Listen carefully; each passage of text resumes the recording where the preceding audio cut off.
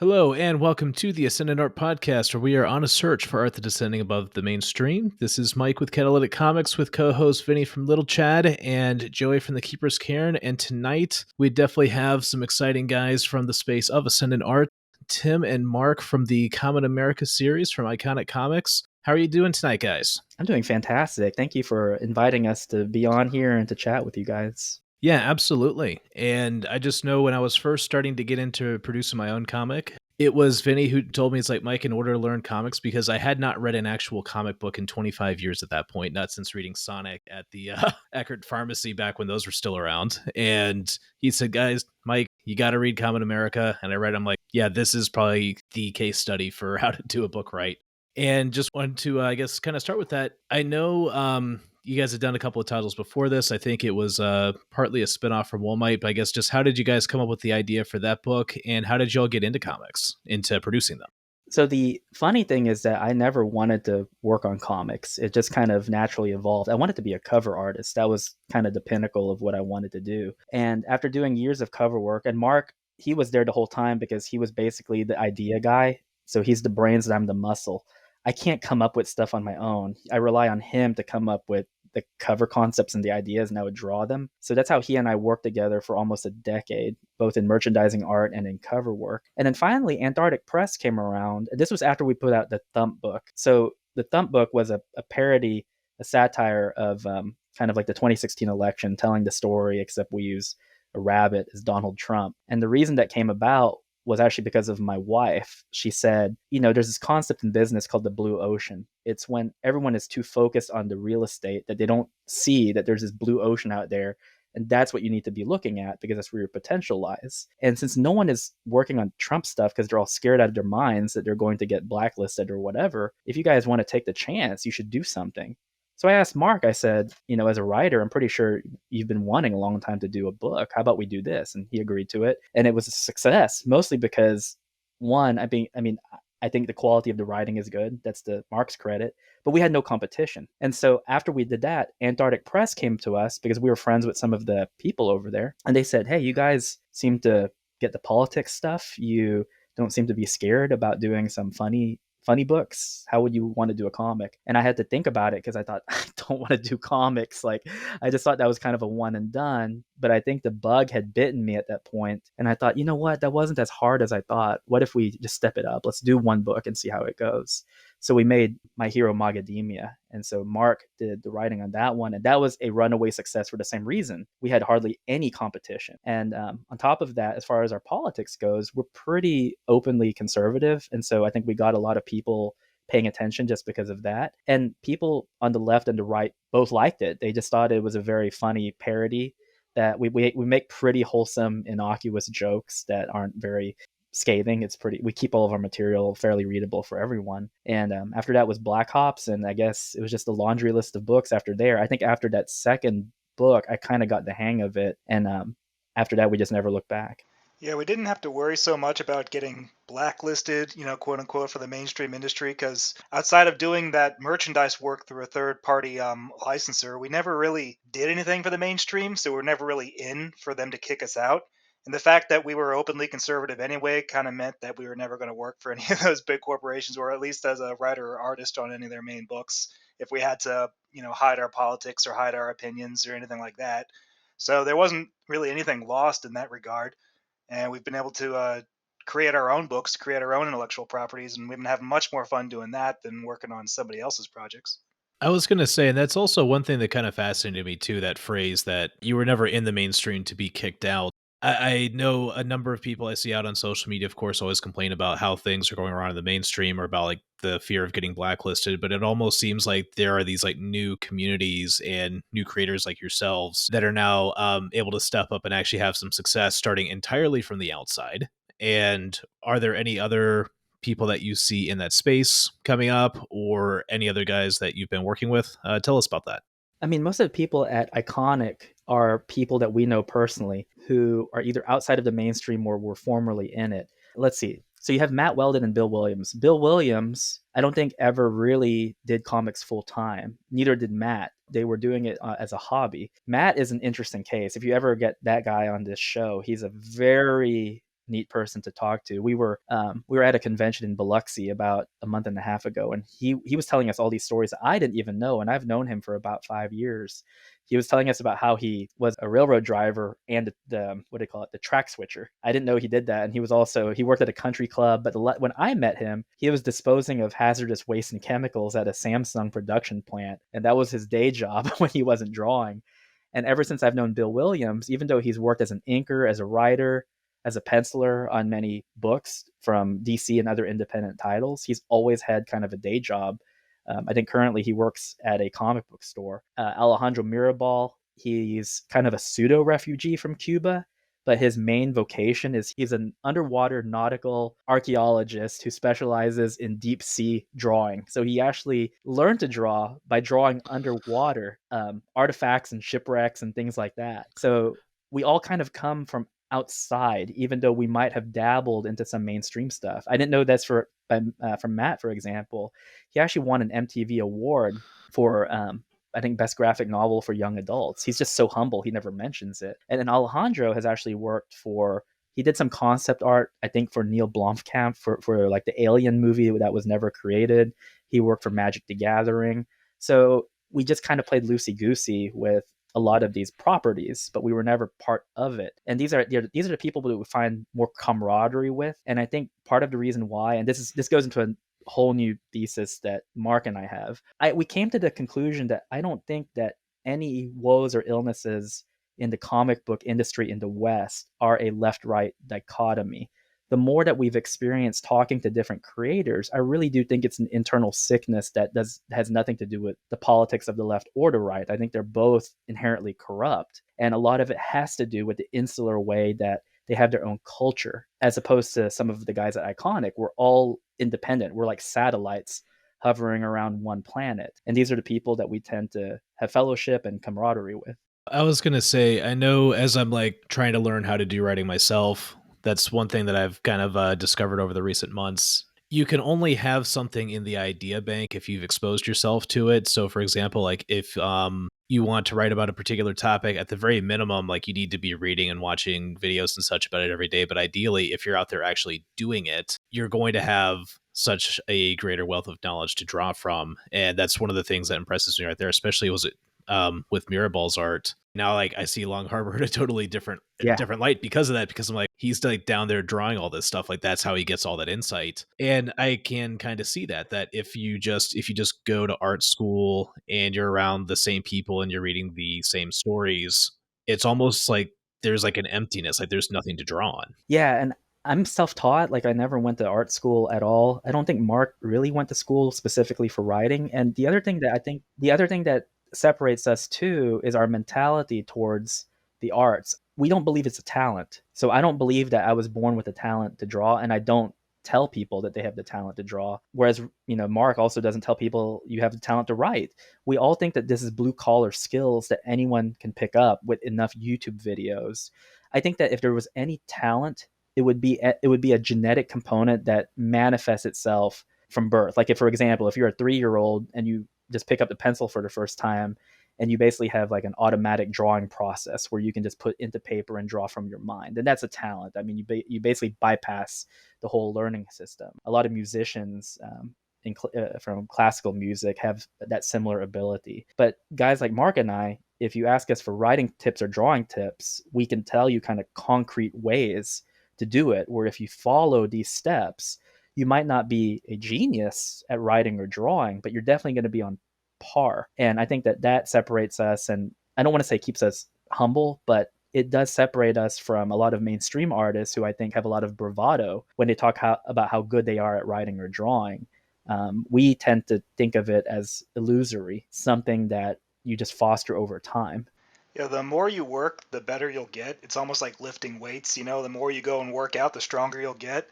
I mean, I know in Tim's case as an artist doing all that merchandising work through the licensor, he was drawing in all these different styles for all these different properties. Like he would draw Transformers, and that's a completely different style than Star Wars, which he was drawing for Lucasfilm, which was very different from the stuff he would do for Marvel Comics, which was different from those Ninja Turtles covers he would do, and so on and so forth. They're all in different styles, different style guides, different corporate mandates, and he had to adjust to each and every one of them as an artist. As a writer, I think you'll see the most growth, probably from both of us as artist and writer, in the Black Hops Omnibus, which collects volumes 1 through 3 of Black Hops. That was really where we adjusted our style across those 3 volumes. Tim's style visually, but for me as a writer, I got so much practice writing in different formats for those first 3 volumes. The first volume of Black Hops was a 2-issue miniseries, so I had to write it and structure it as a 2-issue miniseries. The second volume was a triptych, which is a 3-part story where the 3 parts happen simultaneously and come together to create a larger narrative. And that was a completely different style of writing than a 2-issue miniseries. And then volume 3 of Black Ops was a graphic novel, just a complete story from beginning to end, which again was a different style. And you can see how much change that I have to adjust to the narration, to the dialogue, to the prose. And it was a really big learning experience, but I wouldn't have made those improvements in my style if we hadn't actually done the work to do them. And at the same time we were doing all that, we were doing Kamen America, and Kamen America was the first time we really had to meticulously plot a multi-volume story arc. So the first saga of Kamen America, which is collected in the Omnibus, volumes 1 through 4, was a 4-part narrative, and so we had to make sure that we plotted 4 issues worth of storytelling out in advance, which was really complicated. But the more you work, the more practice you get, and you get better at it every time. And I will say that one did pull off quite well, because as you'll know, I did that Vermilion Masquerade video with some other ones planned. And now that you've said that, I've got to go back and read the Black Hops Omnibus again, just to Well, I want to pick up on those notes. I want But to yeah, stop. I want to stop you right there because we listened to the Vicky one, and that is probably the most thorough analysis of that we've seen so far, or at least heard. And I'm glad that you did it because there's some things that we put in the book because honestly, it's intellectually satisfying to us just to make sure that everything is connected. But there are also elements that we don't care if the reader picks up or not. If they pick it up, that's the icing on the cake, but they don't have to in order to enjoy the story. But you dissected that, covered every single point that Mark and I had just thought about in conversations that we slipped in there, but did not intend necessarily for people to completely pick up on. So that was very good. So for your listeners, they might want to go back and check that out if they haven't yet. Yeah, well, yeah, Mike can't stop being an engineer. He's got to break down all the elements, reverse and engineer facets of everything. it. Yes. But I will say though that while making that video though, that really gave me an appreciation for the writing style though. And this is for any creators out there listening that the Kamen America Omnibus is really a great one if you want to do a multi-issue story and learn how to drop in different elements where you plan out a timeline in advance and say, okay, we're going to pull different elements out of the timeline to do these reveals to make you rethink what you read before so that you end up with this very satisfying conclusion at the end. And on that note, too, if you guys don't mind talking about that part, for that series, what were kind of the steps in planning out the story? Oh boy, the one that most people don't know about is that we planned it out with the idea that we might not make it past the first issue. I think that was the hardest part. We knew from the beginning. You were so wrong. Yeah, we knew from the beginning that Vicky was going to be the bad guy. So we said if we pull this off, we're going to make it where she's the bad guy by volume 4. People will know about it. But we have to also do it where it's like a one shot in Shonen Jump, where you put the one shot out there and you're trying to impress the reader so that they basically vote and say, yes, we want more of this. I think that was the hardest part because it's like, we don't know because we want to give people the satisfying conclusion by volume 1, but we also want to leave a little piece of meat dangling there to entice them to come back for a volume 2. I honestly thought we were going to fail on that one. I did not think it was going to be as successful as it was, but I'll tell you an interesting story about that too. I've told this story before. The number one message I got on that first campaign was people saying, hey, are you going to offer a nude variant?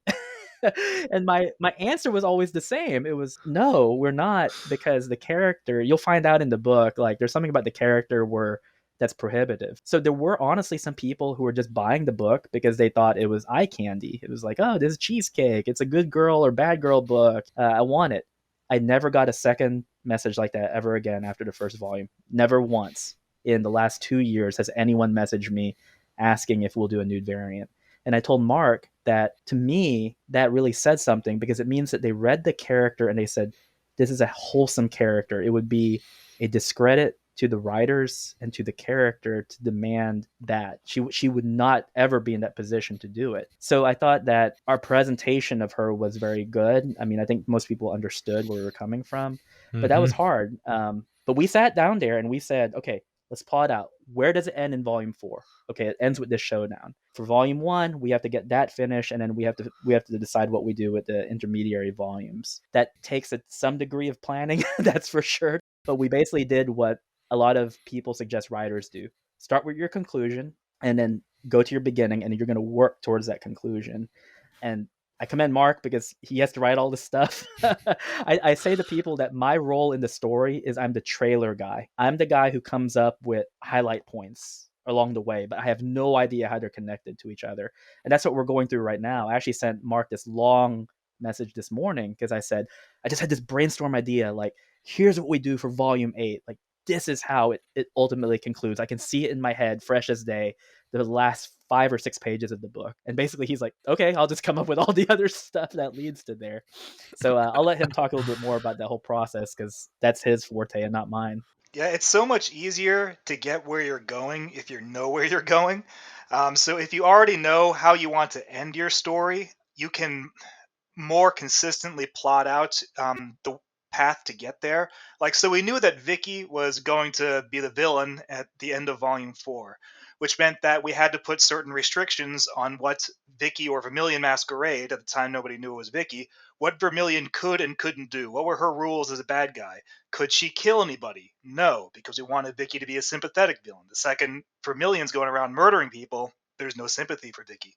Clearly, you haven't gone to the Marvel Comics school of heroism / villainy, because in Marvel you can have an X-Men go in and just knife a cashier with a pair of scissors just for putting things in a plastic bag But she and get had a the right promotion. opinions. Right? I mean, I try to think of the things that annoy me, and then I try not to do them. That's usually a good thing. Like, the example I always think of is that, just in a recent one, IDW's Ninja Turtles, they have this character named Alopex. When they introduced her as a villain, she was just murdering people left and right, tearing their throats out, and she was smiling and having fun and making jokes about it. And then, like 10 issues later, she just becomes a good guy and joins the team, and they just never mention all that murder she did ever again, just pretend it doesn't happen. But that's always in the back of your head, right? When you think about all these things that character did, and it undercuts their chances at redemption, or at least their chances of earning your sympathy, because you'll always remember that they knifed that cashier with a pair of scissors because they got a plastic bag instead of a paper one or whatever. It's one of the things I think, not to go to a different direction, but when George Lucas did the prequels and he did the scene where Anakin lights up the lightsaber and takes out the younglings, it's like, up until that point, you didn't show me anything that made Return of the Jedi, when, he gets his redemption arc, something I couldn't deal with. And I mean, the Tuscan Village part was pretty bad, but when he's just going in and takes out kids, like a whole classroom full of kids, it's like, now it makes the redemption arc really tough. Sorry. Yeah, right. I mean, it's one thing for him to go and kill a bunch of Jedi warriors, the Order 66 thing, but when he's going and he's just slaughtering a kindergarten, yeah, that's that's a little wrong. Yeah. You got to go Leon on that. No women, no kids. Yeah. And Yeah, we call that war crimes, and you will be held accountable once the war is over. Yes, so you I do will. appreciate that precisely. you, as a writer, you're actually thinking, because we've talked about that in some of our other podcast episodes. When I talk about, and I've brought it up, I was like, you can't, because I'm a big believer in redemption arcs, and I do it with a comic strip, which is a little different format, 4 panels, whatever. But you've got to make sure that if you plan to redeem somebody, you don't have them do something irredeemable. Exactly, and it's not just the villains that need to be redeemed, or at least be presented as sympathetic to earn the audience's sympathies. It's like anything else. We plot everything out before we even start scripting. So if people ask me what's the hardest thing about scripting, I actually say that scripting is the easiest part. It's all the plotting you have to do in advance, all the pre-scripting stuff. That's where all the real heavy lifting and legwork is done. So I mean, I've done some videos on the Bunderdome. If anybody wants to check them out, they're just a writer's tip streams, and I with visual aids of some of my scripts and my plotting. But the first thing we do is I collect all of our ideas, Tim's ideas, my ideas, and I try to coalesce them into just a multi-paragraph summary. And then Tim and I will send that back and forth with our revisions. And then once we have a summary that we both like, then I segment each sentence of that summary out and divide it up by page numbers. So page 1, page 2, page 3, page 4, etc. That way I can plot out if I actually have enough space in our real estate of 56 pages or 64 pages, if I can actually put all those ideas in that summary into that 56-page graphic novel.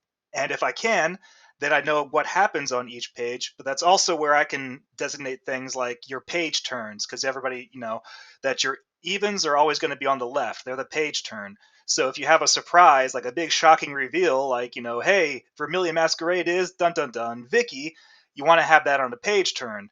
If you have 2-page spreads, right, you want to make sure that the left half is on an even and the right half is on an odd, or else your 2-page spread's going to get messed up. So things like that, that all goes into the page breakdowns for plotting everything out. And that's where the most work is done, because once I have those page breakdowns and then Tim and I both agree on them, we both agree on where the characters are going, where the plot is going in that volume, what happens on each page. And once I have that, and I just go into scripting, and then that's where I write the what happens in panel 1, panel 2, panel 3, panel 4 on a given page, and then I put my dialogue and what the characters say. That part's fun. That part's easy because it's just taking that sentence, that summary of what happens on page 5, and then just extrapolating it out and turning it into panels and dialogue and sound effects. Because all the hard work is done by that point. So that's the recommendation that I always give people, is that don't just start with a blank page and start your draft 1 script like right there. That's a lot of work, and if you have to go and do a second draft, that stinks. It's so much easier to redraft a summary than it is to redraft an entire script. You're saving yourself a lot of work, and you're being much more efficient if you do all the planning in advance and then do your script, because then the revisions are going to be minimal. I was going to say I have made that mistake once, and yes, rewriting 55 pages because I changed my world building and plot is extremely painful. Oh, no, it's not just you. So Black Ops Volume 1, issue number 1, because it was a miniseries, that was what we did. This was that rookie mistake that I made, was that I wrote this whole first draft of the script, and because we were coming after Walmart when we did Black Ops, we still had the political satire parody comedy bug in us. And so that first draft of issue 1 of Black Ops was just all comedy. And we decided, no, let's play this straight, and the humor will come from the fact that it's being played straight, and not from us trying too hard to be funny. And that meant that Draft 2 was a completely different book than Draft 1. That was a total rewrite from the ground up, and it was a lot of work. Would have been so much easier in a summary, and so then moving forward, that's what we did. We would do the summary first, then I would redraft the summaries, and then once we agreed on that, then it went straight to scripting. And actually, this kind of leads into another question I had as well, which is oftentimes when you're developing a new story, when you just first start thinking about it, all these different ideas start flying through your head. And then you're like, okay, some of these were actually good. Some of them are okay, but we don't got space. And then some of them, after the fact, you realize that was a terrible idea. So I guess for Kamen America and Black Ops, do you have any funny examples of stuff that you ended up cutting out of the book as you were in this early stage? Yes. I'll tell you the big one. I don't think we've ever mentioned this before. Misha was going to be a very different character. She was basically going to be unattractive. We'll just put it that way. I think that's a good language to use. And then Mark said, no, because ultimately she gets redeemed. But the reality is that even though her characteristics, her personality, even though a lot of that will remain intact, you have to make her likable in the most well-rounded way possible, which meant that you're working in comics. Look at manga. Manga never there's never ugly people like in their books. It's very rare, and sometimes the ugliness is there to actually help develop the character a little bit more. Like for example, there's a very famous romance story. It's a manga and anime. It's called My Love Story, and it's about a high school girl who's very petite, and yet her boyfriend is like a walking gorilla. Like he's very ugly. But it's a Beauty and the Beast scenario where you love the guy because you're like, oh my gosh, this guy's cool. He's so friendly and helpful and cheery and stuff like that. But Misha has to be, at least I want to say, like easy on the eyes. She has to be likable both in her personality and in like her general appearance. So that was one of those things that Mark had just nixed right away. Was like, nah, can't have her be unattractive. If she's unattractive, she'll be unattractive based on her personality, which she kind of is when you first meet her.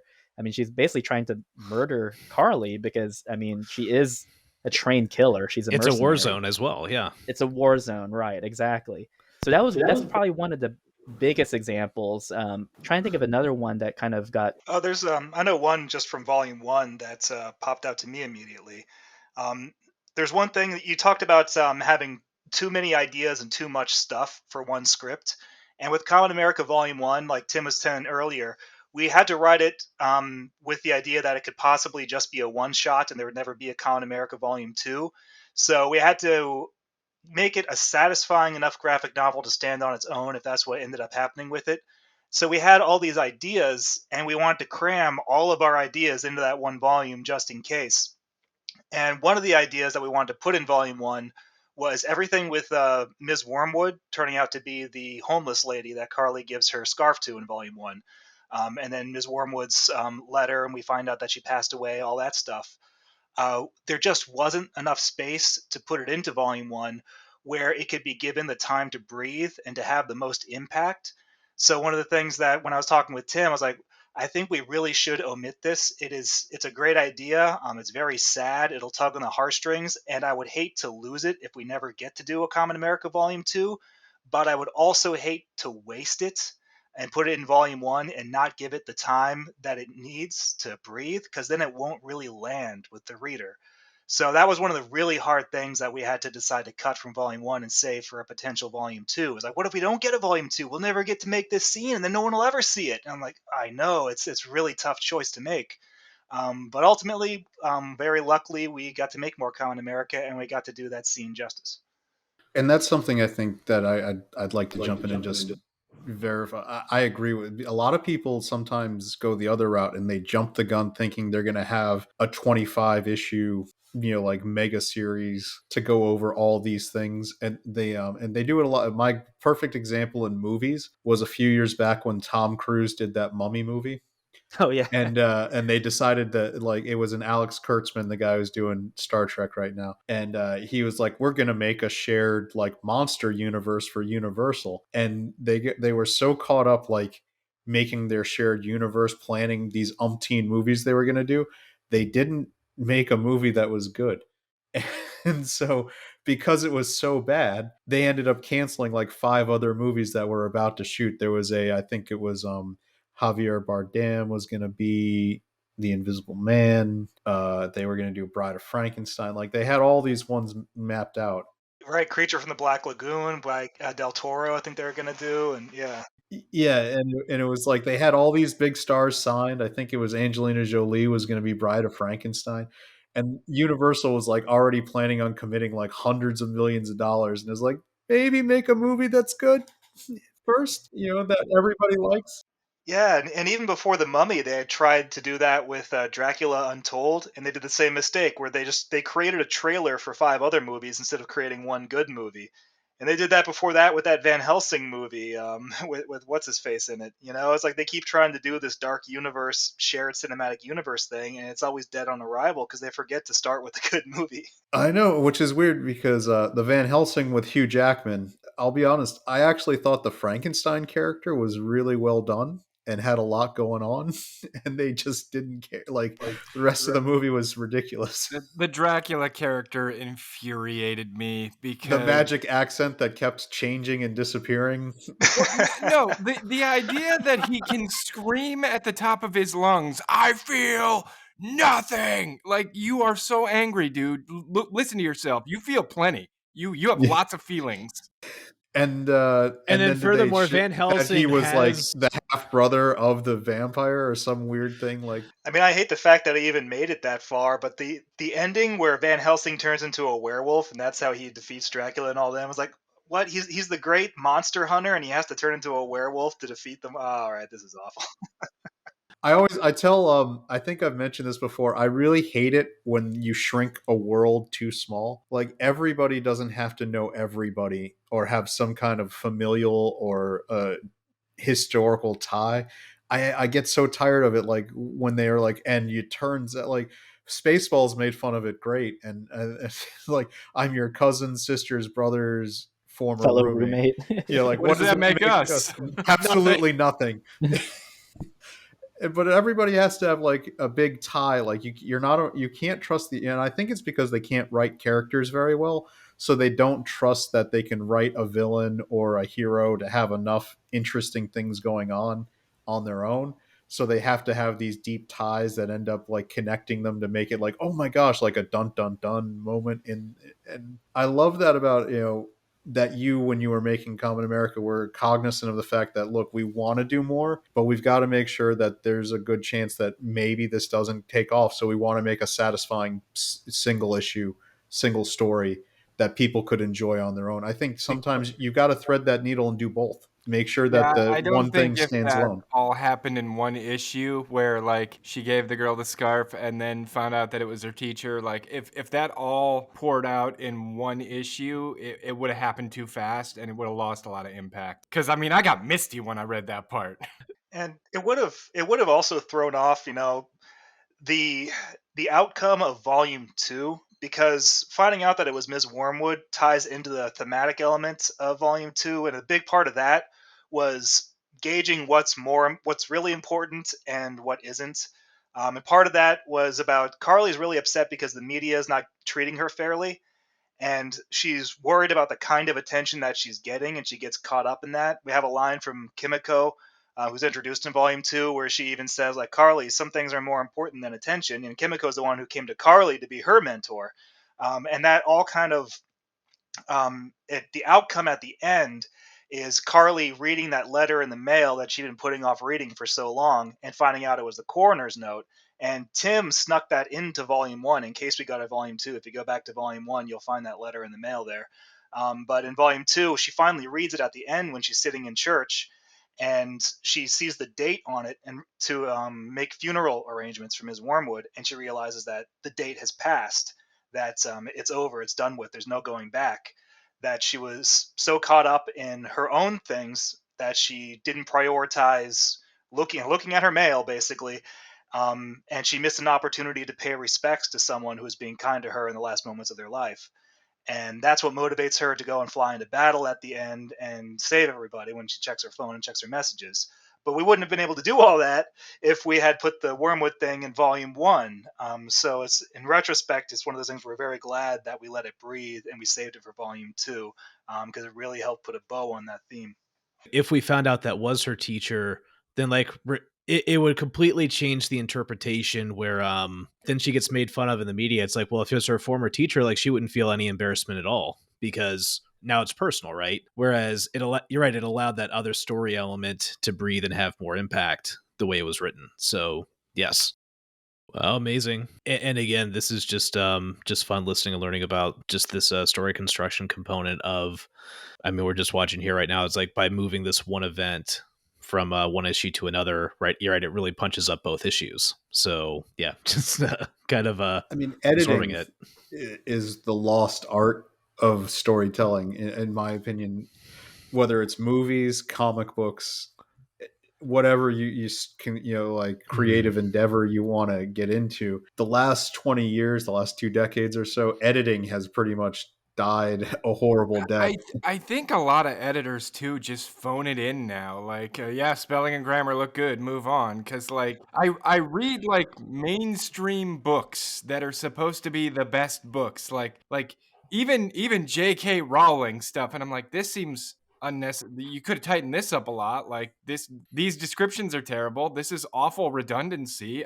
Adverbs everywhere. It's like, did an editor not do anything with this? Did they just go, oh, it's J.K. Rowling? I mean, Harry Potter. Everybody loves Harry Potter. Who gives a shit?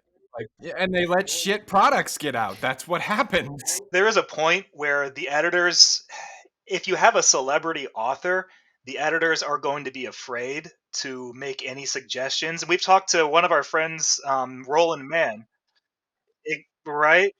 Or because the celebrity author will get offended and say, "Who are you, Mr. No Name Editor, to tell me, Mr. Hollywood Celebrity Author, that my writing needs to be fixed here or there?" And then they go to the publisher and have the editor fired or kicked off the book. Roland Mann, a friend of ours who's an editor for Malibu Comics, he's got some great stories about working with some Hollywood celebrity writers who thought they could write a comic and that sort of thing happening.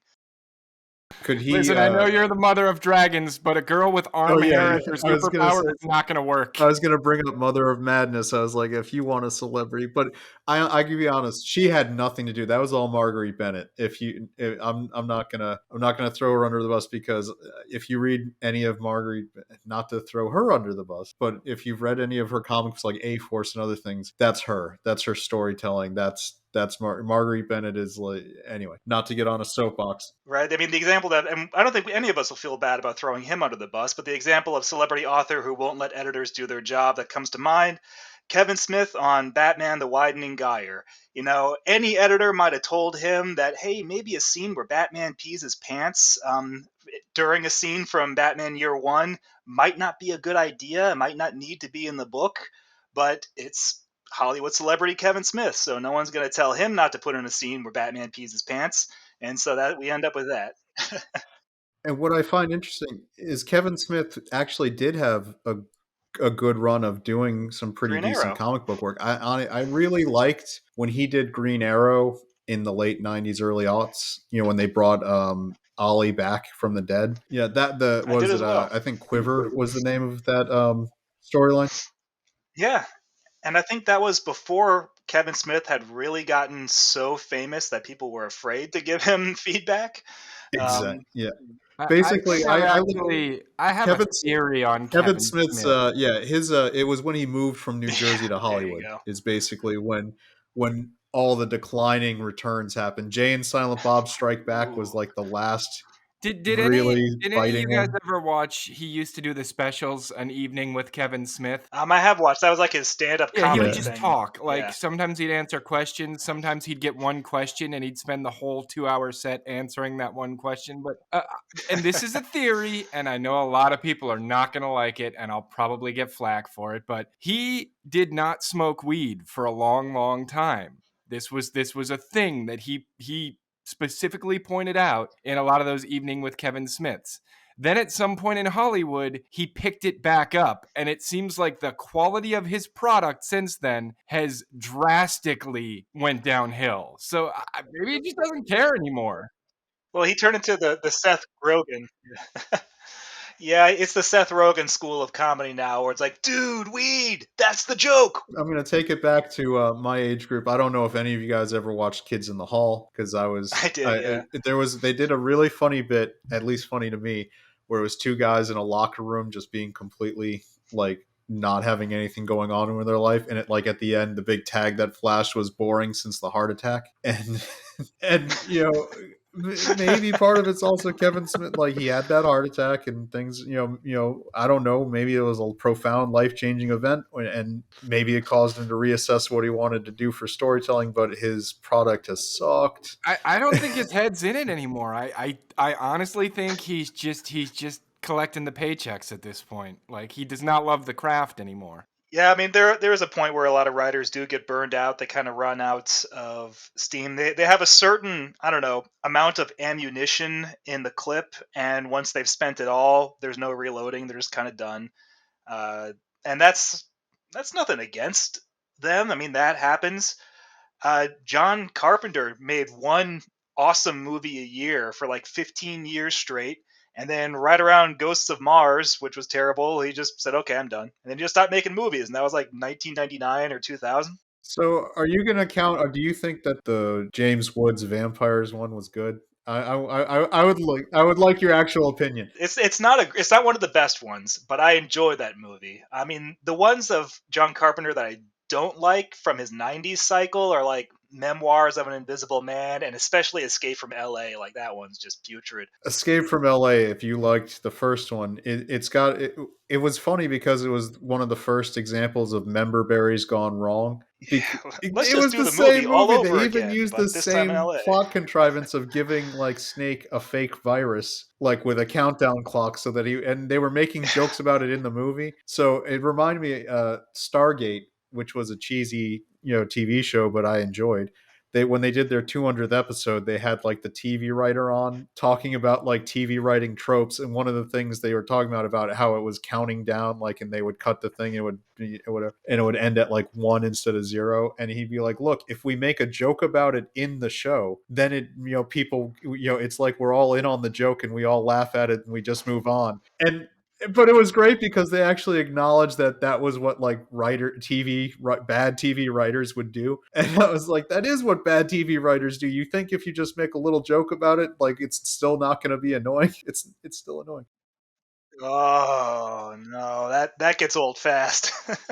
John Carpenter, basically, I would say, was it from Escape from New York through They Live.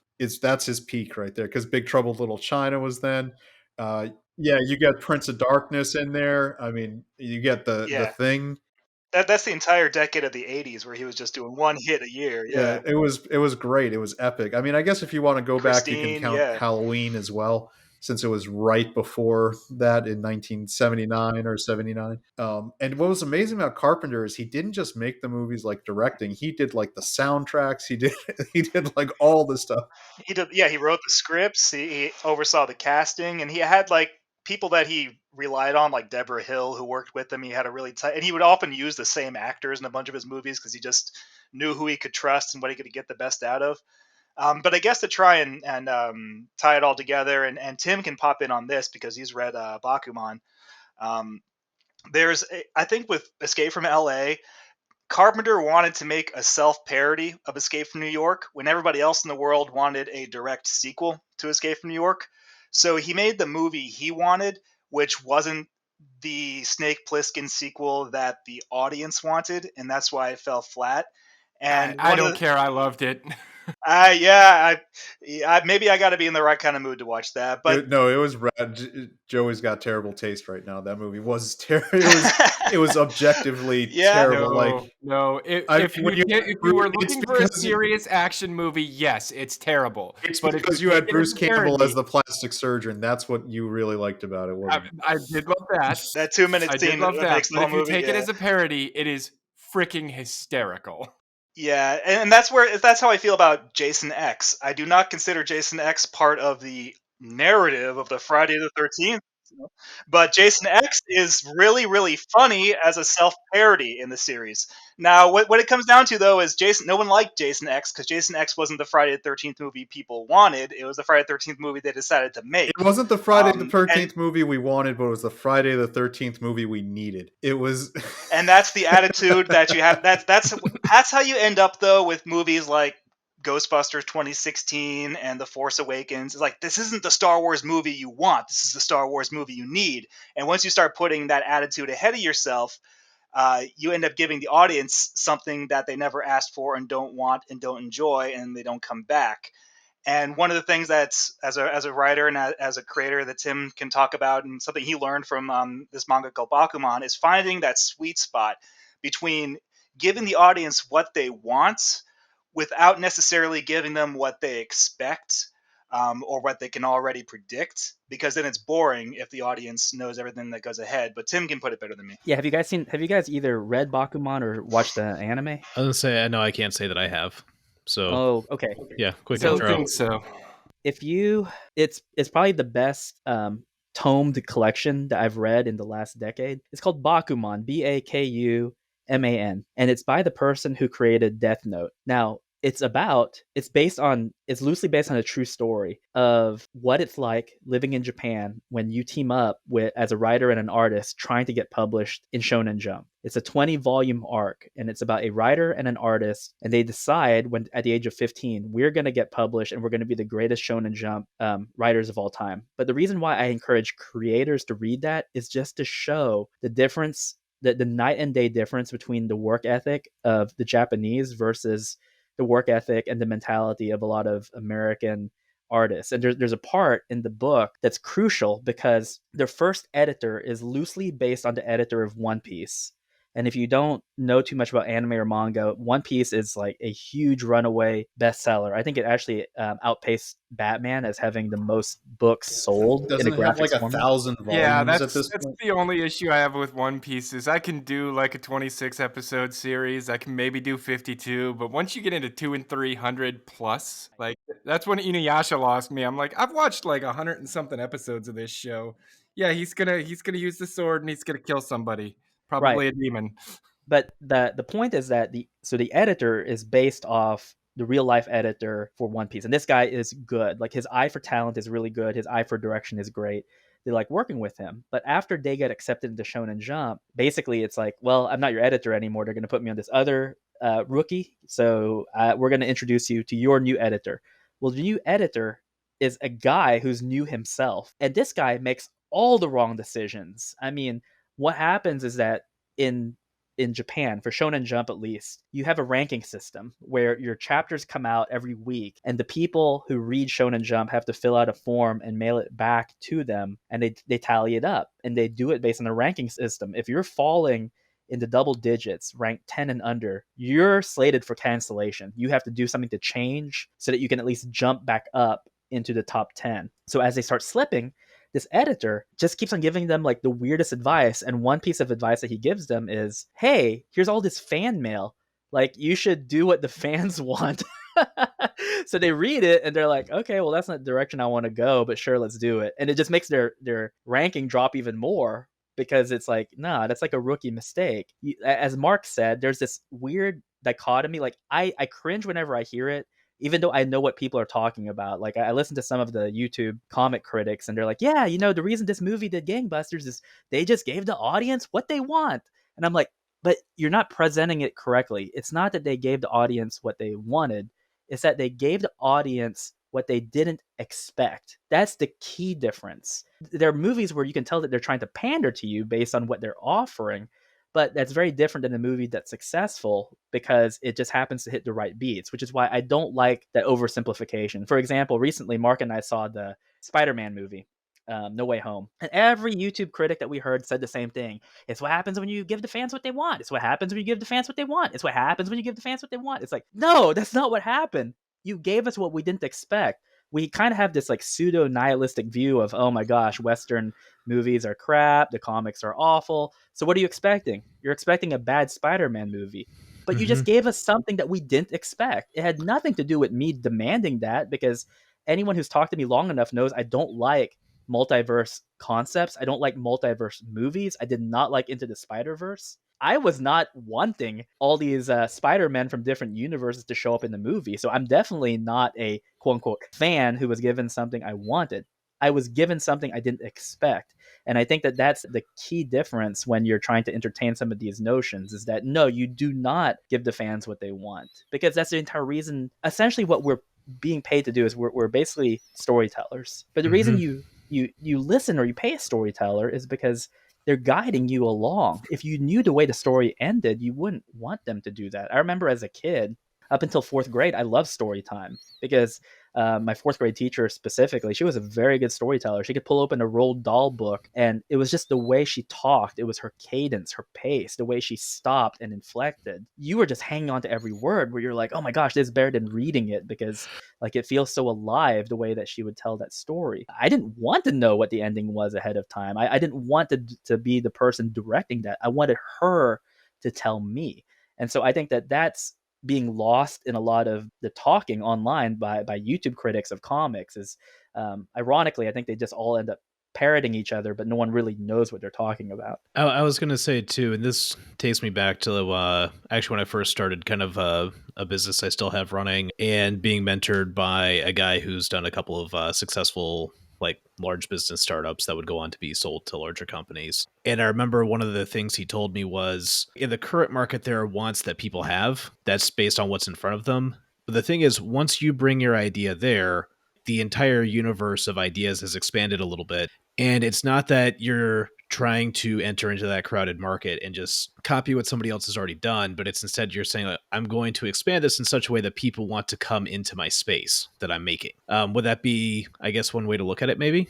Yeah, I think so. I think absolutely, because and you can even go a little bit more meta with this. I mean, it's kind of the same thing with like world building. The world of Common America has grown because after Volume 1, we just thought, okay, Volume 2, we can start laying the breadcrumbs out there for potential other things as well. Take that even further. You look at the Iconic Comics imprint. That is also kind of a reflection of that, where that tent has grown, where we're getting people who are trying to submit into Iconic because they want to grow and they want to go into that space because they know that there's that potential for growth. This kind of ties into the summer crossover.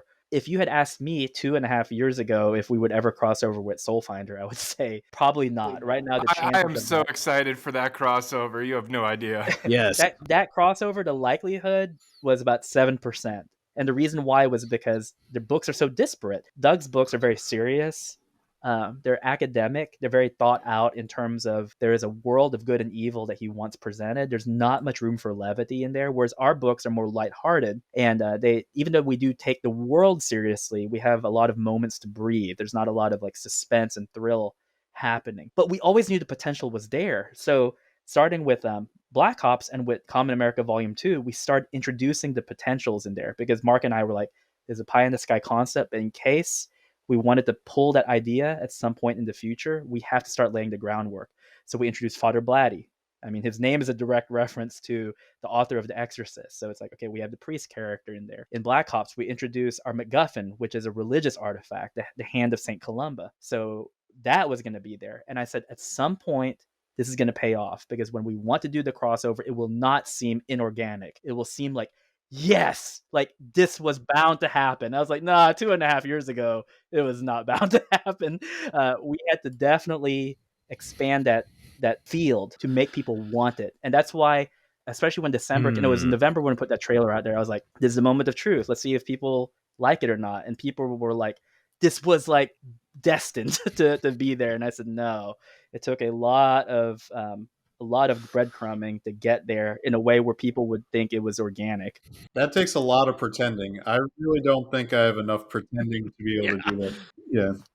Exactly. That's the target you want to hit, I think, and that's the sweet spot, is to try and go for a reaction from your audience where they say, ah, that makes sense. It doesn't mean that they expected it, that they saw it coming. It means that when they read it, it was organic. It was a natural continuation of what came before. So if you have, like, let's say that every X-Men reader, longtime X-Men reader, really did say that they wanted Iceman to be gay. Let's just pretend that in this alternate universe that they really did all say, like, hey, I'm an X-Men fan.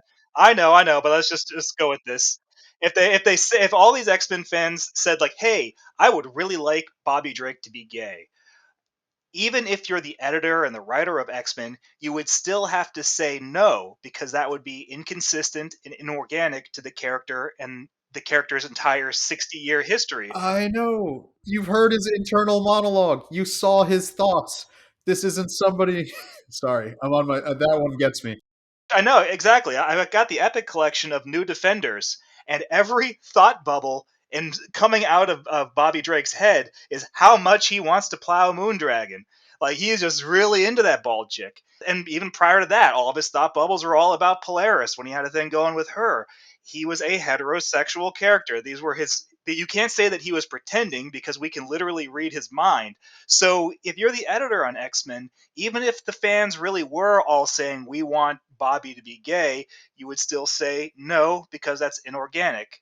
What you want to do with Iceman is you want to tell the next Iceman story that is an organic continuation of who he is and where his arc is going, not necessarily a predictable one.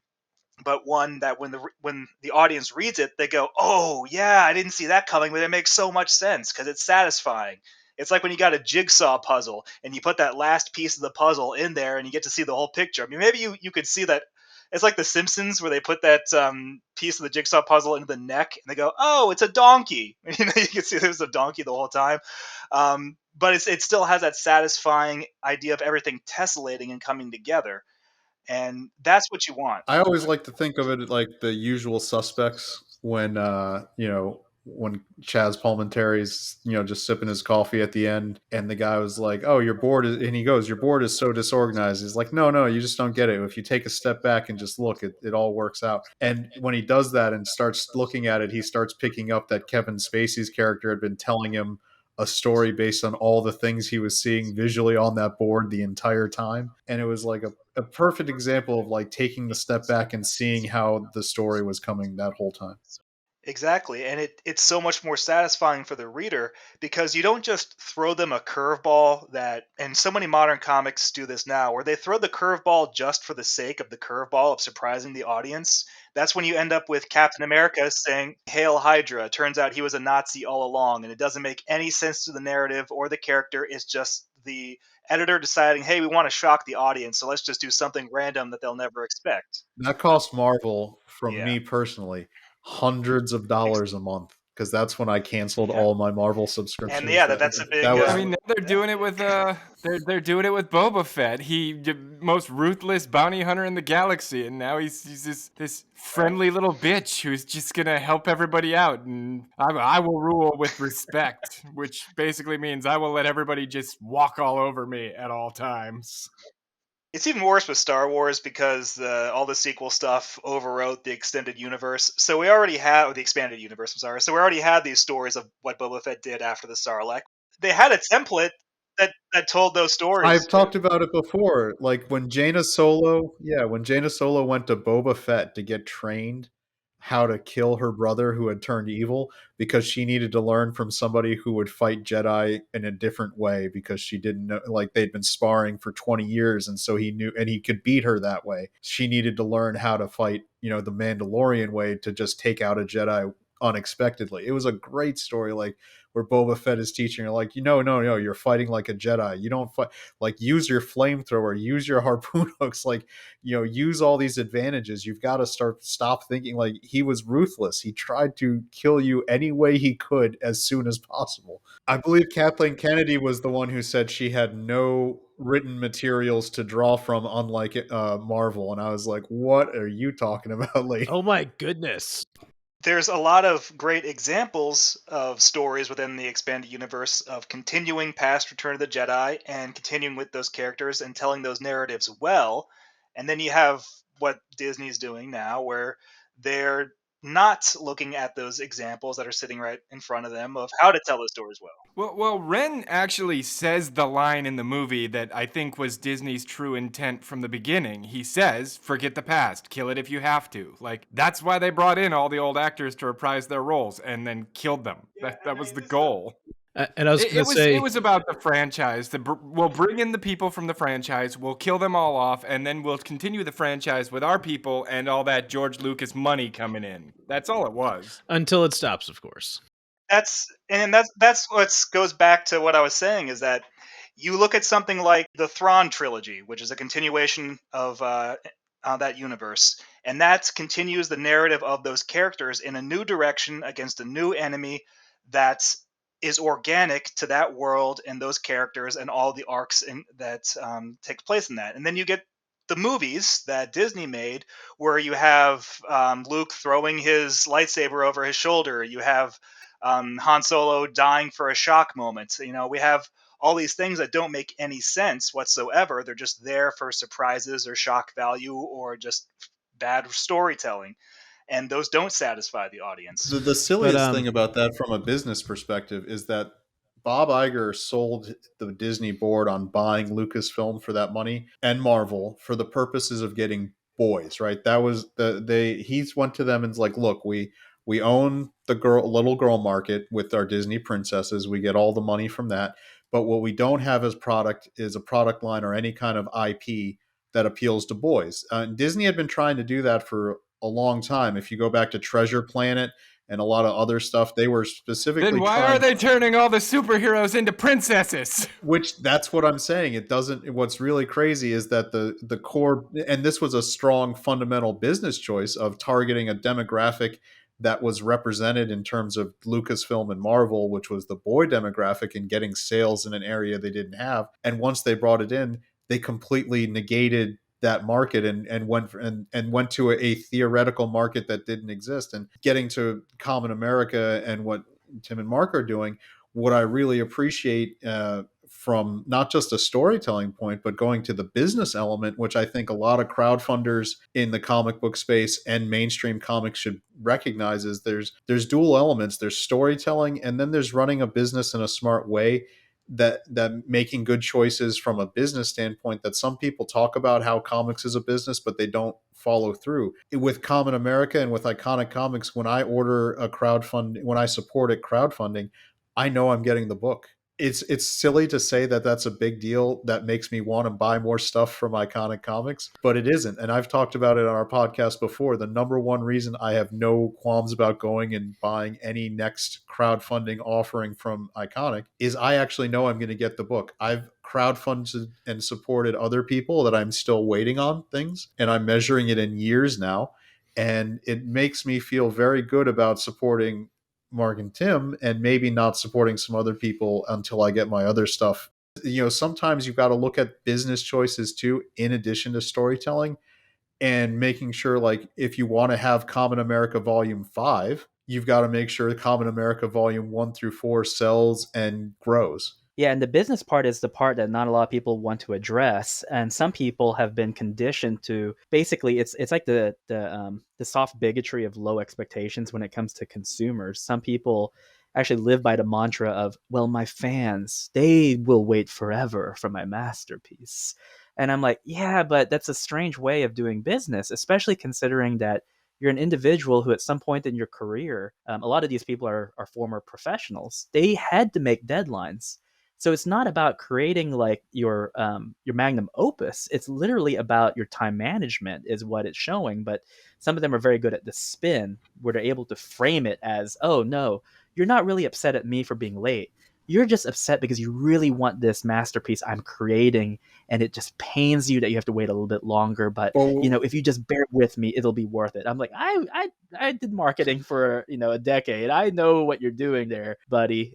this is But a lesson there's a that certain comic books, point. but in comic books, this is a lesson Yeah. we learned with Image, right? Go back to the early 90s when all those artists left and did Image Comics. If you look at Image Yes, Comics now, the only couple people that are still there from the original group are Liefeld, not Liefeld, Larson, Larson. and McFarlane. And Yeah. that's because McFarlane, I love the Image Comics documentary. I've shared it with some of the guys here, where McFarlane talked about, like, when he was like, it was my business now. I was like talking to these other guys. We need to get books out. We need to hit deadlines. We need to actually he needed to make sure Spawn was going out every month to get the money coming in, as opposed to Liefeld and Lee, who didn't. And that's why Liefeld sold his, imprint very early. Jim Lee ended up selling Wildstorm over to DC Comics, which is why all those characters are in DC now, if everybody's like wondering when that happened, if they skipped 20 years. And it's because those guys didn't really hit deadlines. They didn't generate income, so they were just cashing out, and moving on. But McFarlane is still around and still making money because he actually put books out. And the reason he did that is like, look, if I couldn't hit the deadline, I got other artists in, and that's why Capullo started doing Spawn and other guys. And it was like, if I couldn't write the scripts fast enough, I got other writers coming in. And he ate a big slice of humble pie, McFarlane did, because prior to the whole point of Image was supposed to be a place just for artists, because all the founders, Larson, Lee, Liefeld, McFarlane, all artists. They wanted a place with no writers because they felt that writers were parasites, especially Larson. He has nasty things to say about writers in comics. Well, look at the Savage Dragon now and tell me he doesn't need some. I mean, it's the most. I can't even talk about it on this podcast because I won't, get age restricted on YouTube. Yeah, but his whole idea was that he did not want writers, and he wanted nothing but artists to tell their own stories unmolested by these other people, these parasites. And all those books couldn't make it out on time. They were great number one issue collector's items, but that bubble burst. And by issue number 5, who was McFarlane hiring to write Spawn for him? Alan Moore, Frank Miller, Grant Morrison, Neil Gaiman. He was hiring superstar writers to write his book for him, the same people he called leeches and parasites months earlier that had no place in comic books. He realized once he was the boss that, wow, he really needed them. And talk about humble pie is when Neil Gaiman got the rights to Angela back and immediately licensed it to Marvel just to and did it purely to stick it to McFarlane to let one of his characters Right? go Yep. Well, the other thing too, to tie it into the whole business thing is it's a great point. Chuck Dixon, he has a really good YouTube channel. It's just called Ask Chuck Dixon, and it's just fans sending him letters, and he just reads letters and he answers questions. And he brings that up too. He said it, I think, at least on 3 or 4 different shows. He's brought it up. He said the 2 failings of Image Comics was, 1, they had enough hubris that they did not bring in writers, and then 2, they didn't make their deadlines. And within 2 years, Image Comics, quote unquote, collapsed to a point where it never quite regained the same market share it had at its peak early on. But going back to the way we do our business model, when Mark and I went solo, where it was just the 2 of us, not Chuck Dixon, because Chuck Dixon was technically the first crowdfunder that I paired up with. He was the writer of the book, and then I was the artist, and then Mark had a few editorial credits attached to it too. But when Mark and I were going solo, we had no help whatsoever because the YouTube community wasn't particularly enamored with us. A lot of people in Indiegogo weren't particularly enamored with us. So what I told him was, I said, there's going to be a long-term plan, and it might fail, but I think if we stick to it, I think it will work. We have to make sure that the business side is airtight. They can question my art, they can question your writing, but if I have enough faith that I'm putting the best art I have forward and you're putting the best writing you have forward, the only thing you have to worry about is the business.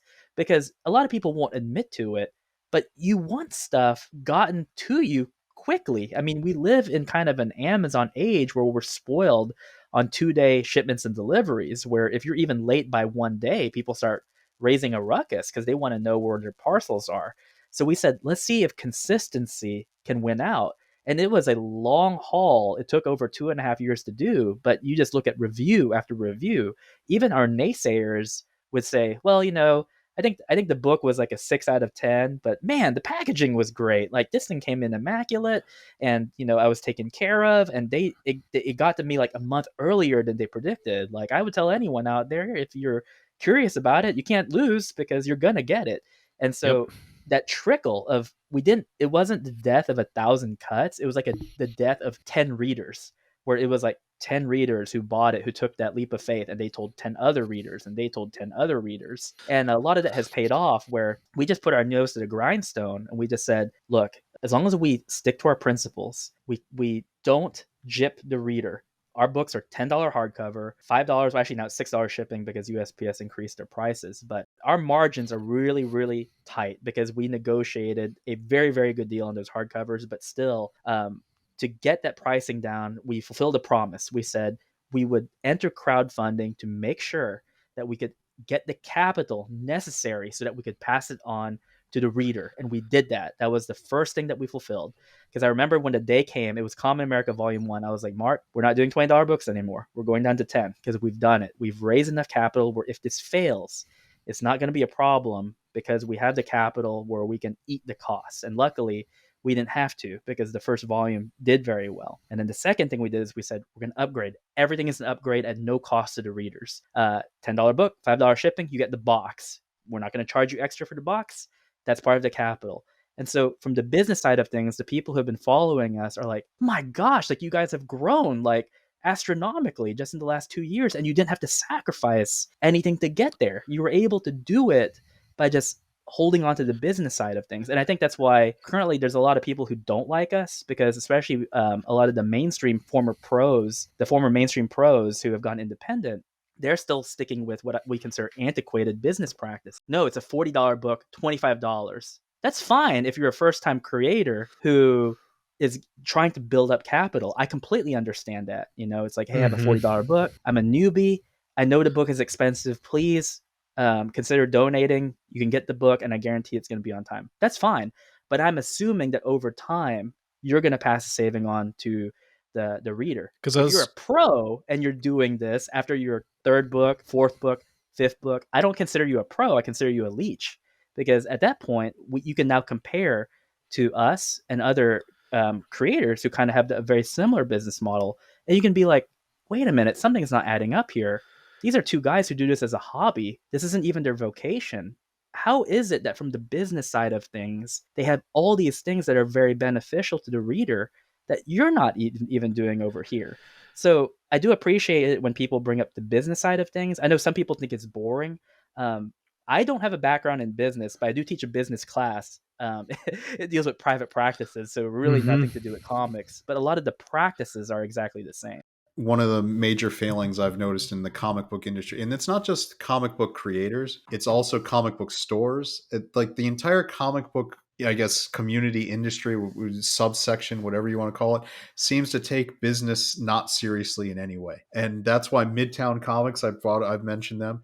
They seem to dominate the back issue market online and things because they tried, because they created a website that's user friendly that people can order from. I've gone on their back issues, and that's why they are one of the largest retailers. And it's not something that other comic book people couldn't have done, right? It's amazing to me that people just don't, like, I've gone into comic book stores for 35 plus years, and not one of them, even in 2022, seems to have a point of sale computer system to actually track their inventory. I can't tell you how many times in the last few years I go in a comic book store and the way they track their inventory is they take a 3x5 note card out, and when I buy a trade paperback or comic books, they write down which ones I bought and put it in a thing. I'm like, how do you not? They all have barcodes. Use a friggin' scanner. And this is something that kind of surprised me too, because I know, Vinny's definitely the veteran comic book collector. Like I said, Kamen America is the first comic book I've read in 25 years.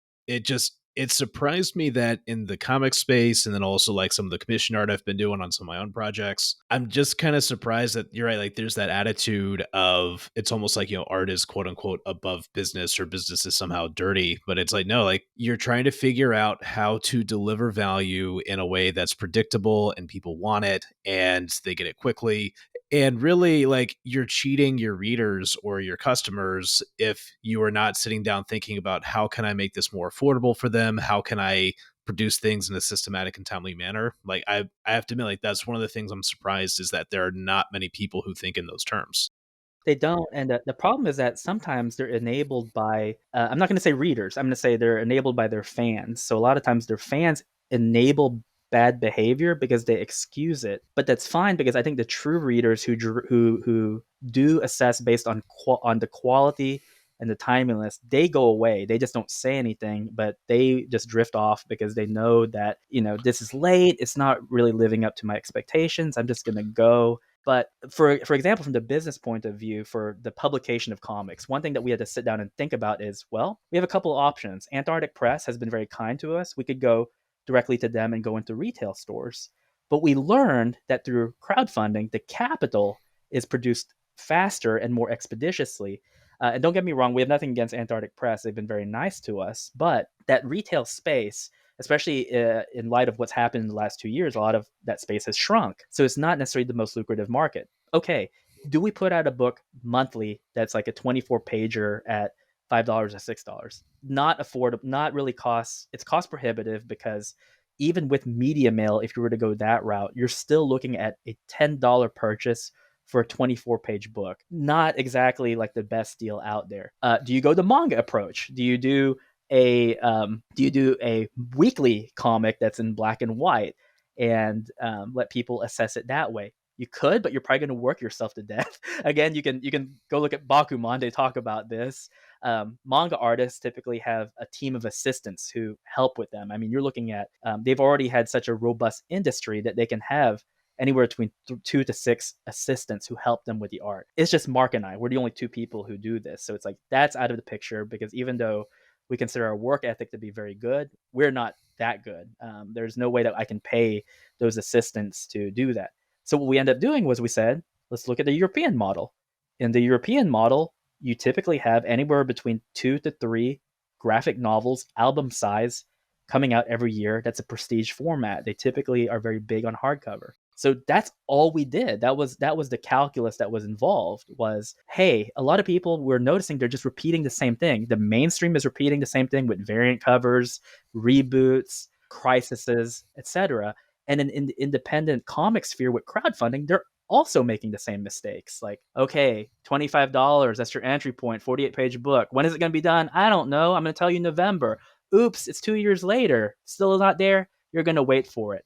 So it's like they're all copying each other. And it's like, this is all out there. Like, this information is not hidden from anywhere. Two chuckleheads on the internet who don't even do comics as a full-time gig found this out. This is not complicated for people who, like you said, approach it from a business point of view. There are solutions to all these problems. The solution we're trying to find right now is the European market. I don't enjoy charging $25 to $40 for international orders, but that's where we are right now. I mean, as far as the pricing is concerned. So we're actively trying to find that solution so that we can get our books to a lot of the European Union nations without having to worry about things like the shipping insurance or lost parcels or being stuck on a freighter somewhere for heaven knows how long. Now, in that case, yeah, maybe after the show we can talk about that, because I know I help fulfillment with a guy from Australia, so that's like I'd just be like curious, like what you guys are working on, what your ideas are. But I'll tell you, off air, I'll tell you the solution we're working on right now. All right, but cool. Because again, that's one of those things where it's like there are a lot of people who poach our ideas. They don't credit us for them. I'm pretty sure Doug's mentioned it too. It drives him up the wall. Yes, he has. so yes. Doug is the president of Iconic Comics. He is the president of Iconic Comics, and that's why, for example, it would bother him more than most. I mean, in addition to being Cobra Commander, he is the president of Iconic Comics. Here's the critical thinking exercise that a lot of customers, and like Tim said, there's a difference between customers and fans, but there's a crossover. This is the critical thinking that they tend not to engage in. They'll see a Marvel, DC, Image Comics Pro launch a campaign, and they'll say, wow, this guy's a pro. He wrote X-Men or he drew Justice League. I can trust him because he's a pro. Like, okay, what was he a pro at? It's usually either writing or drawing. Did he do anything else at Marvel, DC, Image to fulfill those books? Was he also a pro at logistics? Was he a pro at money management? Was he a pro at bookkeeping, etc.? Probably not. I would say even the pros who were pros at being artists or writers still have trouble meeting their deadlines. That too, but when these pros do their campaigns for their indie book, they have all the clout as artists and writers working on corporate IPs, but they have no experience more than any other amateur at fulfillment and logistics and getting their books out on time. And that's something that a lot of people unfortunately overlook, is they see a difference between pro and amateur. But what they don't realize is that the common ground is fulfillment. And when they're working for those big companies, they usually have a handler that is keeping them on track, getting them to meet their deadlines. They have people to do that for them. It's an assembly line. So when the writer finishes his script, he passes it off to the editor or to the artist, and then it's somebody else's problem, and then he does his next script. When the artist finishes his pages, he passes it off to the letterer and the colorist, and it's somebody else's problem. They never work any further down the assembly line, certainly not in getting the books packaged and shipped to the customers, the retailers. Let me jump in here real quick and elucidate this. So this, I don't mean I'm not trying to disparage this creator, but it does serve as a very good example, and I think they're learning from it. So recently you had this debacle with Sean Gordon Murphy. So Sean Gordon Murphy has this book called The Plot Holes that he put are you talking about how they threw it in a giant box? Yes. And so briefly, here's what I would like to kind of tell the listeners out there. So Sean Gordon Murphy, very good artist, worked at DC. He kind of knows how the sausage is made, but I was having this discussion with one of our colleagues about kind of where the mess up happened. So people were getting their books. I think it was late by about 2 to 4 months. So not terribly late, but still late. And again, it seems like that seems to be a common standard for a lot of mainstream pros who go into independent comics, is to not set their deadlines correctly so that they're late. But they were wondering, like, how in the world did you ship your book to us with butcher paper in a non-padded box to where it was juggling around everywhere? And so I was talking to my colleague, and he said it's because of what Mark was talking about. The compartmentalization of the culture of comics is that your job is to illustrate or to write, but then you hand it off to someone and it's out of sight, out of mind. Not my problem anymore. But where it becomes egregious is this guy, Sean Gordon Murphy, had at least a decade to at least the 4 past years to learn from the egregious mistakes of some other people. He should have known better. For example, when we packaged our books from the very beginning, I was on site for fulfillment. So I wanted to see how it was done. I wanted to see the mailers they used, the Gemini mailers. I wanted to see the thickness of the book, and I needed to see if the padding that we put in it would be enough to protect it. And so luckily, our shrinkage was never greater than like 0.5%, very, very, very minimal, based on the precautions that we took. So talking to this colleague of ours, he's like, Tim, this is the culture of comics. It just never crossed his dang mind to say, hey, maybe I need to actually like go over there or talk to them and see how it was, like in terms of like the packaging and stuff like that. So I mean, again, going back to something I said before, I have learned to think that the problems going on in mainstream comics in the West is not a conservative or liberal issue. It is the internal culture of the business itself, from the business side of things to the way that a lot of the creators act and behave. What's crazy is, as a consumer of comics, since eBay started in the late 90s, we've all known if you're buying or selling books, trade paperbacks, comics, whatever, Gemini mailers are to back and board pad it and then put it in the small box. I mean, this isn't like a new lesson even from crowdfunding. This is something, I mean, comics have been sold online since online started. And if you've bought comics anytime since since 1997 online, you would get bad. Like when I sold comics on eBay, I always had a really high rating because I would bag and board.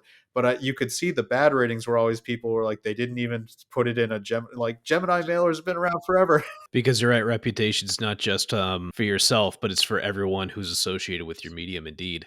And I know as we're kind of coming out to the last questions here, one compliment I did want to throw in at the end of that is, I think you guys saw that post I put up that your box came like a day early on one of my orders. I was like out on vacation and it was like sitting out there, and that just happened to be the day that my state decided we're going to have just freezing rain and blowing snow and a blizzard, which driving home for that was fun. But I just remember like I saw this like block of ice on my front porch and I like, chipped the ice off. I finally get the box open, and but the thing is, because the packaging was done right, all the books in there were perfect. There was no water damage, and that meant a lot because I've had cases where books have been ruined by rain or some other effect like that, and I just mean it means a lot with good packaging.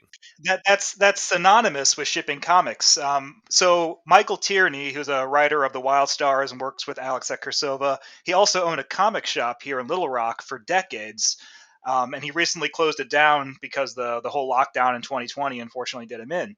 But he transitioned it to an online point of sales subscription service. He mails out his comics now, and he mails them all in Gemini mailers. That's the standard for shipping. You don't have to have a fancy box like Iconic Comics or Earthworm Jim. Gemini mailers are the bare basics. And we have had people who ask us about how we ship our books, what boxes we use, and we tell them, like, well, you want to start with a Gemini mailer. And they say, what's that? The amount of ignorance, even on the pro side of just this stuff, some of it's kind of surprising. There's one pro, we won't name names, but he's like a 35-year veteran artist. He contacted Tim and asked him how to format a PDF because he was doing his crowdfunding campaign and he didn't know how to format a PDF because assembly line process at Marvel and DC and those corporations. He would do his pages, he would send those to someone, and it was their job to format it into a PDF for printing. He didn't know how to do that. The big trickle down issue is that when people want to look for someone that they'll trust in the crowdfunding campaigns, just natural inclination is to go for the pros. Like, oh, this person's a pro. I recognize those IPs from corporations like Marvel and DC that they've worked on. I might even recognize their name from some of those runs that they worked on that I enjoyed. I'm going to trust them. And if the pro screws up and makes you wait 2.5 years or 3 years for your book, or you never get it, or when you do get it, it got shipped to you in a sandwich baggie, which is the thing that actually happened, you'll never trust that pro again. And you'll certainly never trust an amateur again because you assume that the pro is the standard. And that makes it harder for the rest of us, the real indies, the ones who aren't coming from corporate comics, who are trying to sell our books and trying to do a grassroots campaign to get people to trust us. when they won't trust the Marvel DC pros, they aren't going to trust the guys that they don't know from Adam. And it makes it harder for everybody else when these pros come into the indie field and don't give a crap and screw it up for everybody else. Indeed. But I will say this, and this kind of gets in coming towards the end of it here. Of course, it has built you guys a lot of fans, and I know we're now in the space like a lot of the fan art's getting created, as well as people are making fan fictions and thinking about crossovers. Now, of course, I know you guys got the crossover coming up this summer. One question I did have for you guys is, how do you do a proper crossover? I mean, I've attempted this a few times actually in fan fiction, and I don't show any of it because most of it comes out awful, because that's what fan fiction does. But how do you get it where you have different characters, different stories, and then make them work together? Is there any formula or any kind of like rules or guidelines? Tell me about that. So one thing that's helped us is that for our crossovers, we have to write it where, let's say you're reading the main storyline for Kamen America. If we introduce a Black Ops character, we cannot have the reader assume that they know who that character is. The character has to be introduced into the story in a way where it just seems like they're part of that world. And I remember that specifically from reading Marvel comics in the 90s.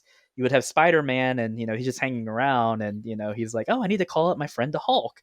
And yes, it kind of was like this unnecessary exposition, but it was very necessary for a first time reader where you'd have like these caption boxes where it's like, and then Peter Parker called the mild mannered Bruce Banner, who most people might know better as the Incredible Hulk. When he gets angry, you don't want to see him or whatever.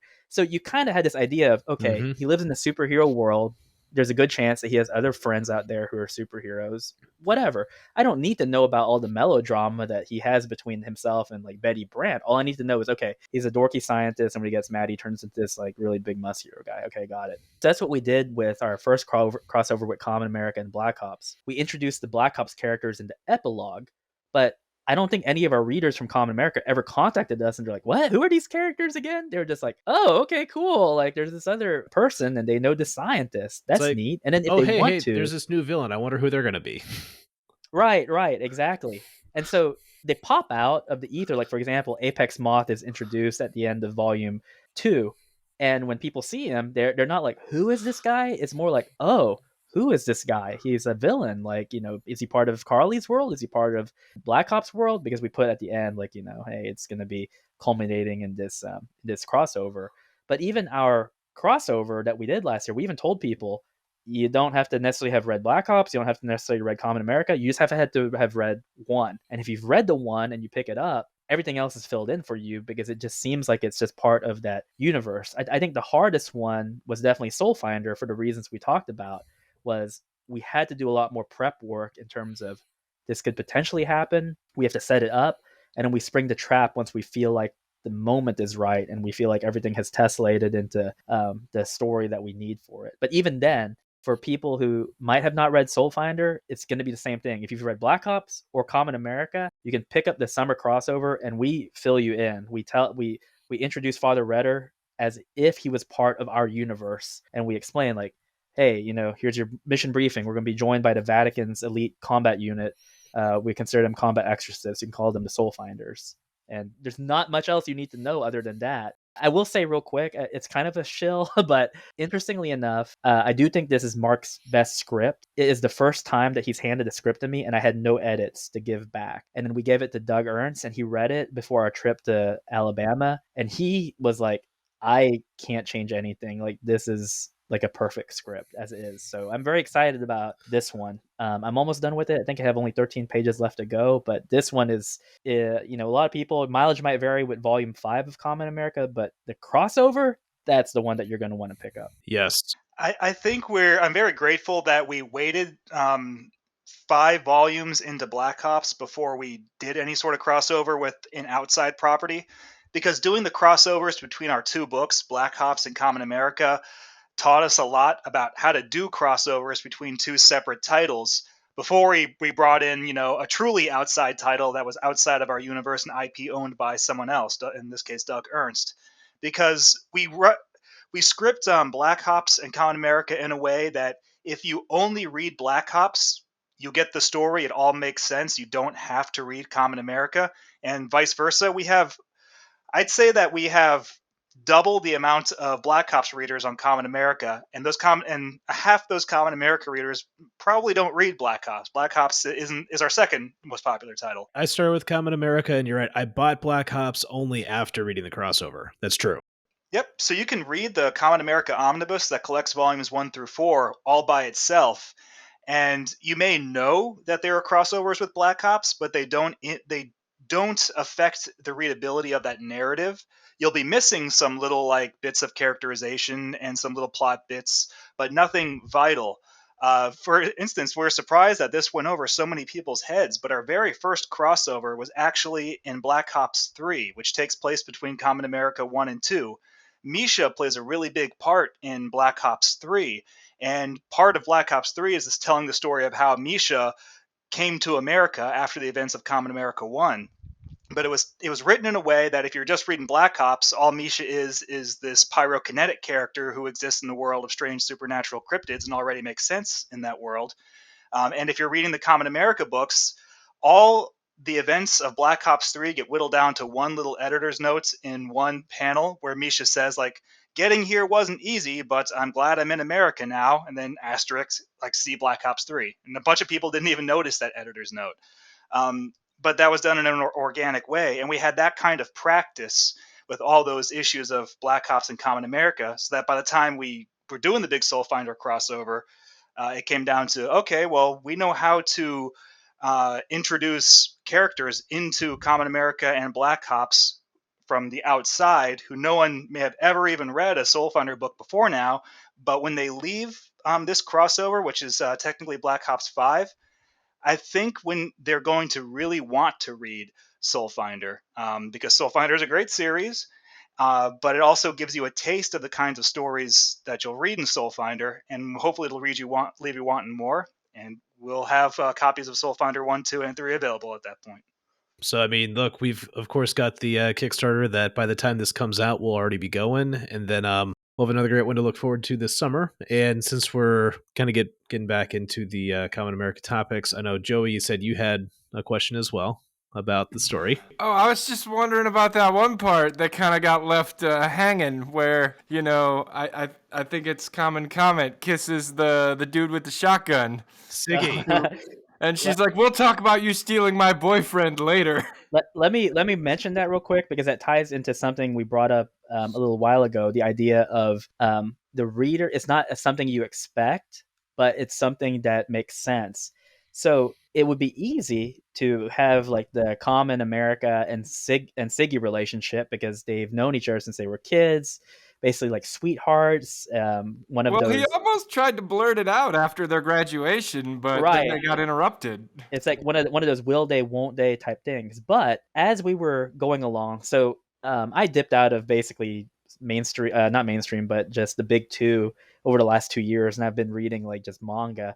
And ironically, the manga I gravitate to is like not action oriented. It's mostly like slice of life and some romance, just because it's like, well, there's all these titles I read that honestly I would have never been interested in, but they're so well written that it's kind of nice to flex genres a little bit and try some other things that I'm not normally used to. And so in these romance books, I mean, there really is a lot of dramatic tension that is kind of kept wholesome. There's not really a lot of, if any, adult situations going on in there. And it dawned on me, I was having lunch with Mark, and I was like, you know what's interesting is that technically I think Misha she would have better chemistry with Siggy, because she's more mature, she likes guns, she's pragmatic, and she'll work at the gun shop.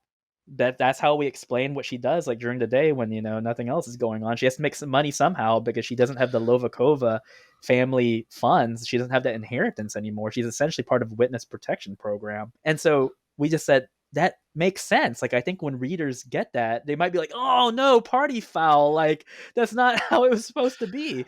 But after volume 4, a lot of readers were like, oh, dang it. Like, that they weren't upset at us. They were more like, oh, now I'm like really invested, because who's he gonna be with? Like, is it going to be the hot pyrokinetic who's basically like the tomboy, or is it going to be the girl next door? So, you know, that's one of those plot threads that we're gonna It we're gonna instantly resolve made things. him a much more compelling character too. Like I'd liked everything you'd done with him up to that point.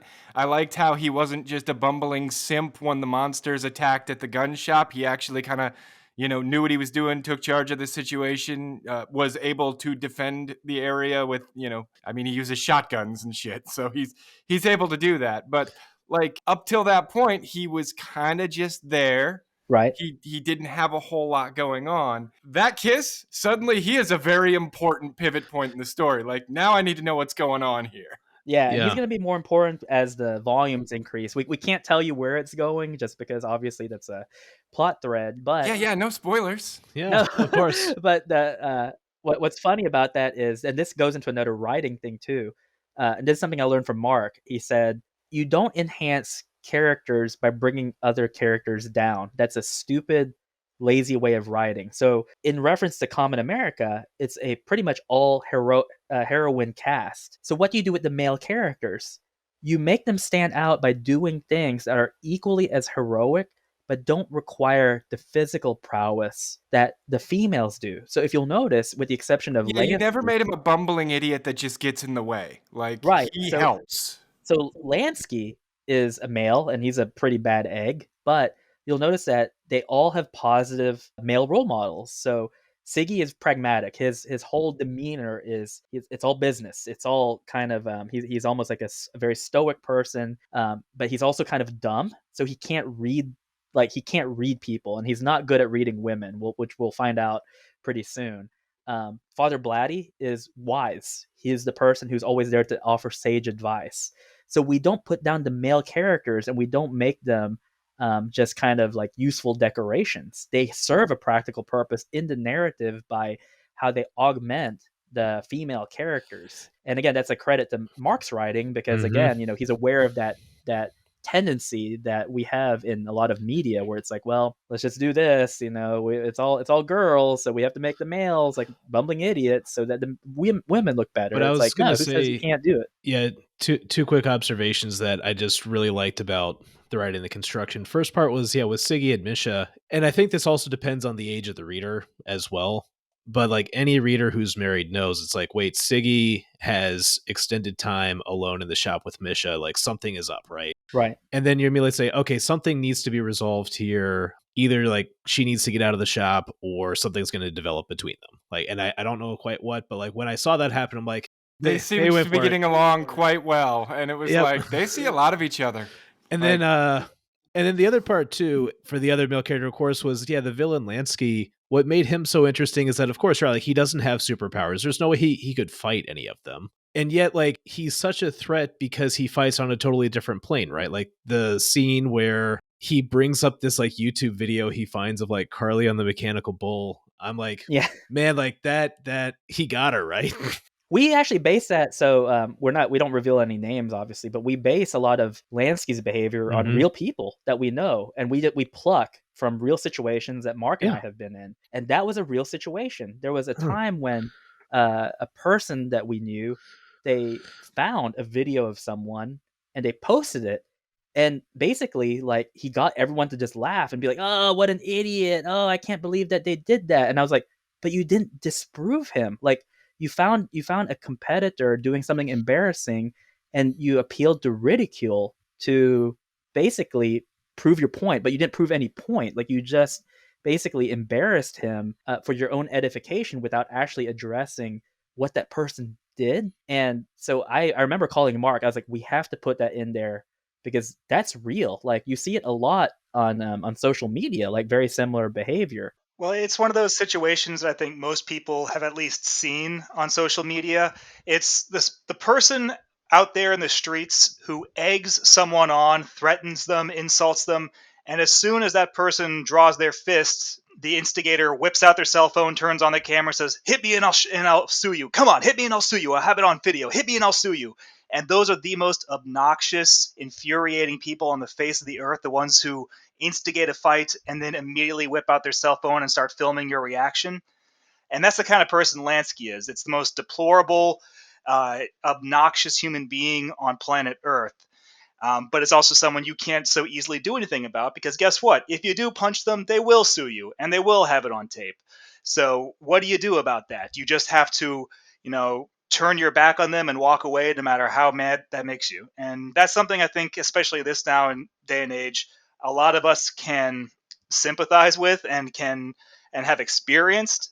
And so that's why the character of Lansky, everyone understands who that character is and the kind of person he is, has met someone like that. And that's why it's just so many people hate Lansky. We get a lot of that where they just can't stand him. And it's because they understand who Lansky is, the kind of guy he is. What's But hard is that whenever we're pitching the book to people, sometimes it's difficult to describe the plot, because really what the plot of the first volume is there are villains in the world that you can't just punch. Like in the superhero genre, a lot of times we pit it as like a Lex Luthor versus a Superman, or a Joker versus Batman, where all it does is it boils down to the final confrontation, where who's going to win in a battle of fisticuffs or mental mental agility. But in the case of Kamen America, what happens when your ultimate villain is a person you can't take down by violence, and you can't take down by talking or mental acuity? What do you do? And in the case of Carly, she's stuck because it's like, well, he controls a media platform. He's a master at spinning narratives to make him look like the victim. And that's one of the messages that in Volume 4 we really wanted to stress. And we're really happy that people enjoyed Volume 4. We've got a lot of positive responses for it, because they like the monologue that Carly gives, where she says, "You have got to quit being a victim." And that seems to be more prevalent now than it has ever been in history, because historically I would say that victims were victims. I mean, if you were put in a camp or if you were discriminated against, you were a legitimate victim of what was occurring at society at the time. But it seems like now people want to be the victim. They want it because it's an excuse for them. It's a crutch to justify a whole and range they of bad have a behavior. tendency to victimize themselves based on the choices they made themselves. You can't victimize yourself and then blame everybody else because you made these choices. They were your choices. Right. And it reminds me of, if you look at kind of like American history, whether it's legitimate or romanticized, there are just elements in history that you look at and they're inspiring. Like, for example, like Teddy Roosevelt. I mean, his wife and his mother died on the same day, and he didn't write, he didn't wax poetic about it or use it to be like, oh, woe is me, I need the sympathy of the people. He just lived life. He was like, okay, well, sucks, that's just what happens, but I'm going to pick myself up.